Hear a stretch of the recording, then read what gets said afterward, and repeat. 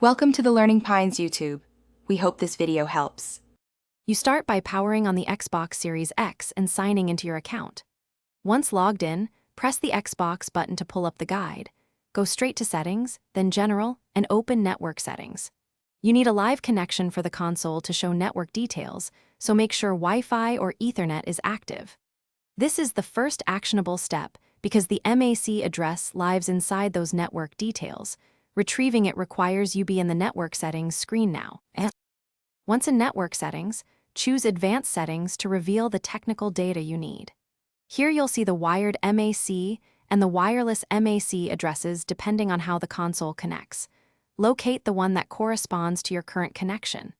Make sure to copy the MAC exactly as displayed, including colons or hyphens, because any typo prevents device recognition on routers or access lists. If you plan to register the console on a network, write it down now or transfer it to your phone for accuracy. With the MAC copied, use it to register the Xbox on your router's access control list or set a DHCP reservation so the console keeps the same IP.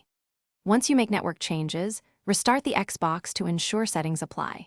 If the MAC address isn't visible, reboot both the router and console, then check network settings again. Also verify system updates aren't pending because firmware issues can hide network info. If problems persist, swap from Wi-Fi to.